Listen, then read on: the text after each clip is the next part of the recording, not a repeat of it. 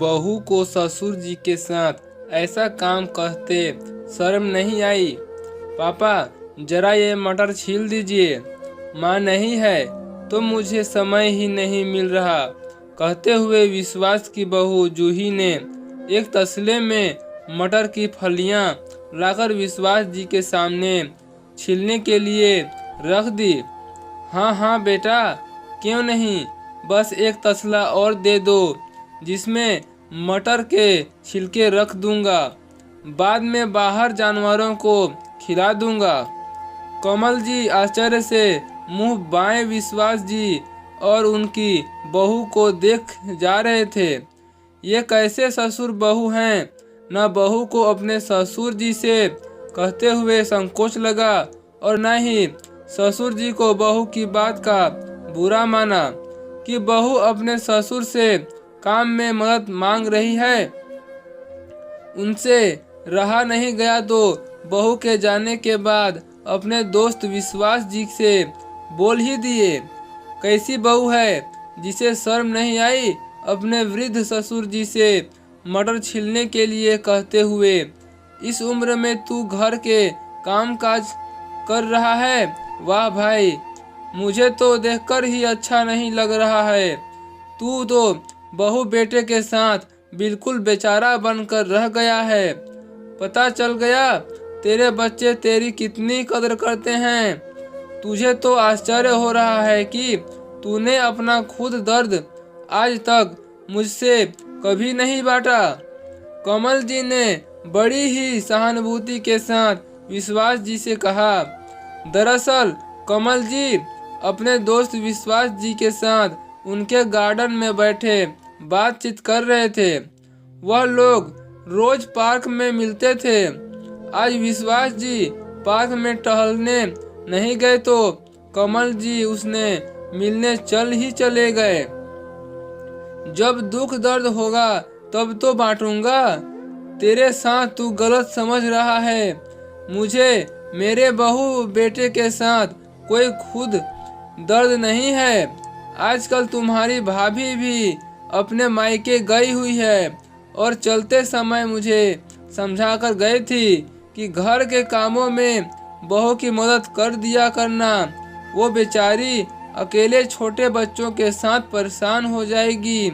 विश्वास जी हंसते हंसते हुए बोले, क्या मतलब मुझे घर के काम करते हुए कोई तकलीफ नहीं होती, और वह भी बहू की मदद और भाभी के साथ तो कभी काम करते नहीं देखा। घर के काम करना और घर की औरतों की सहायता करना तू कब तक सीख गया? सीखने की कोई अंत नहीं होता मेरे दोस्त। जब जागो तभी सवेरा। बहू को तो मुझसे काम करते हुए बहुत संकोच होता था, लेकिन जब मैं घर पर होता हूँ तो खुद ही उससे पूछ लेता हूँ। वैसे भी पौधों में पानी देना, पानी भरना, सब्जियाँ लाना और उन्हें छांटकर धोकर रखना, फिर सूखने पर फ्रिज में लगाना, दूध लेकर आता हूँ तो यह इंतजार नहीं करता कि मुझे बहू ही आंच पर चढ़ाए। मैं खुद ही चढ़ा देता हूँ। जरूरत पड़ने पर सब्जियाँ भी काट देता हूँ। ये छोटे छोटे काम कर देता हूँ। बहू की बहुत मदद हो जाती है। पर रिटायर हो गया तो समय ही समय है। अपने लिए भी वक्त रहता है और घर के लिए भी। खाली बैठकर जाऊंगा और शरीर भी बेकार हो जाएगा। इसलिए जब तक शरीर चले चलाना चाहिए। हम भी खुश, परिवार वाले भी खुश। विश्वास जी की बातें सुनकर कमल जी सोचने पर मजबूर हो गए और बोले, यार घर का काम करना तो औरतों की जिम्मेदारी होती है। बचपन से यही सुनते आए हैं। अब मुझसे तो यह सब नहीं होता। तुम्हारी भाभी के गुजरने के बाद तकलीफें तो बहुत होती हैं। बहू भी हर समय चिड़चिड़ाती रहती है, लेकिन क्या करूं, अब चाहूं भी तो मुझसे तो घर का कोई काम होता ही नहीं। तो अब सीख ले, सीखने का कोई अंत नहीं होता। जब चाहो तब सीख लो, कोई कोशिश करो, धीरे धीरे आदत में आ जाएगा। एक पते की बात बताता हूँ, घर के कामों में बहू की मदद कर दिया करो। वह खुश रहेगी तो तुम्हें भी खुश रखेगी। घर जाते समय कमल जी ने रास्ते में कुछ सब्जियां खरीदी और घर आकर अपने प्यारी सी बहू को आप ही सब काट बीन कर धोकर रख दी। और बहू को देखा तो बच्चे को लेकर आराम कर रही थी, तो कुछ नहीं बोले और अपने आप ही किचन में जाकर चाय बनाने लगे। खटर खटर पटर की आवाज सुनकर बहू भागती हुई आई और उन्हें देखकर चिढ़ते हुए बोली, बाबूजी, आपको ऐसा भी घड़ी भर चैन नहीं है? क्या कर रहे हैं?